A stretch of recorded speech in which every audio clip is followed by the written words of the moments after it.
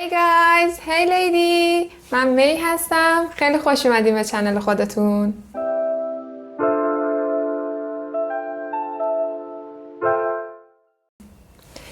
امروز یه مهمون ویژه داریم که قراره راجع به مسائلی صحبت کنه که شاید تا به حال بهش فکر نکردیم. مثلا شما تا الان به ذهنتون خطور کرده که هنر به چه دردی میخوره؟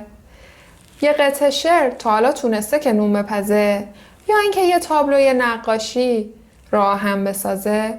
یه مجسمه چطور؟ تا حالا تونسته یه نفر رو از عرض اقیانوس عبور بده؟ خب بدیهیه که نه. اواسط قرن 19 با پیشرفت صنعت و علم و رفتن دغدغه‌های مردم به سمت سودمندی چیزها، این سوالا پیش اومد که هنر به چه دردی میخوره؟ آیا ارزش این همه احترام و هزینه‌ای که ما واسه هنر این همه سال انجام دادیم رو داشته یا نه؟ و خب با توجه به سوالای بالا به این نتیجه رسیدن که نه، هنر به هیچ دردی نمیخوره. جامعه هنری هم وقتی که این حرفا رو شنید خیلی خشمگین شد و ساکت ننشست. اومد گفت که هنر متعالی تر از اینه که اصلا بخواد سودمند باشه.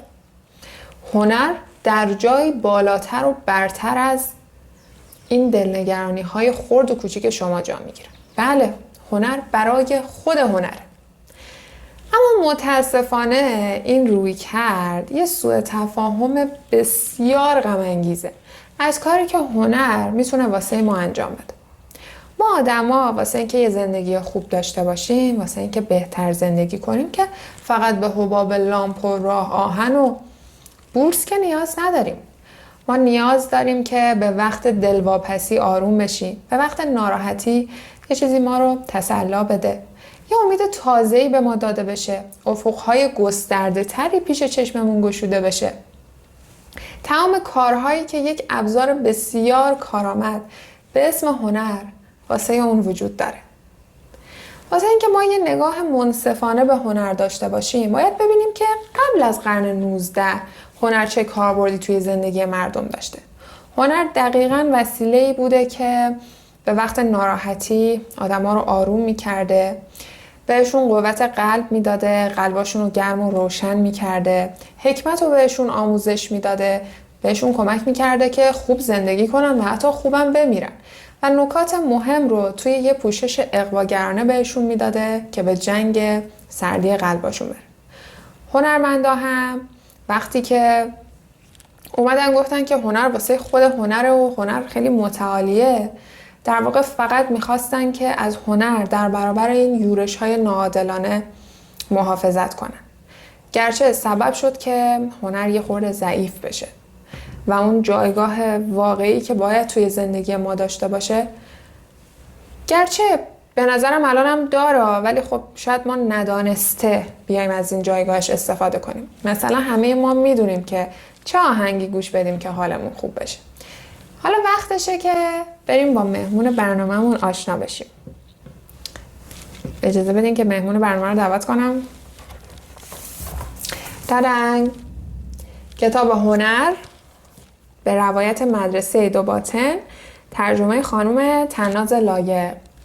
علت این که من این کتاب رو انتخاب کردم این بود که من دقیقاً توی یکی از بحران‌های زندگیم گیر افتاده بودم و نیاز به تسلا داشتم.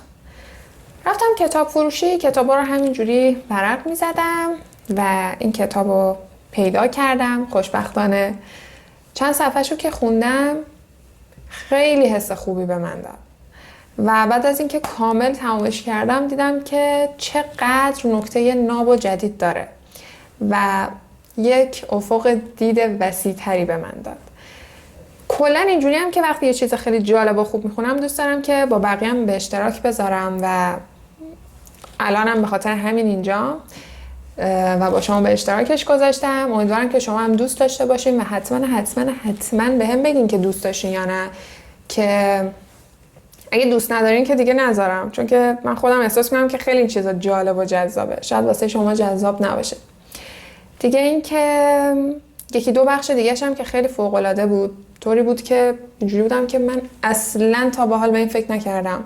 خیلی همیشه بدیهی بوده و متوجه شدم که شاید واقعیت دقیقاً برعکس اون چیزی باشه که من فکر میکنم اونا رو میخوام واسهتون بذارم اگه دوست داشته باشین. دیگه این چیزی نمیمونه به جز این که سپاسگزاری کنم از همه هنرمندا و هنرها در طول تاریخ که به ما کمک کردن که بهتر زندگی کنیم. از خانم طناز لایق که این کتاب رو ترجمه کرد و این فرصت رو خیلی خوب و در اختیار من قرار داد که بتونم این کتاب رو بخونم و از همه شماهایی که هستیم و من میتونم احساساتم و افکارم رو با شما به اشتراک بذارم. خیلی دوستتون دارم. مواظب خودتون باشین.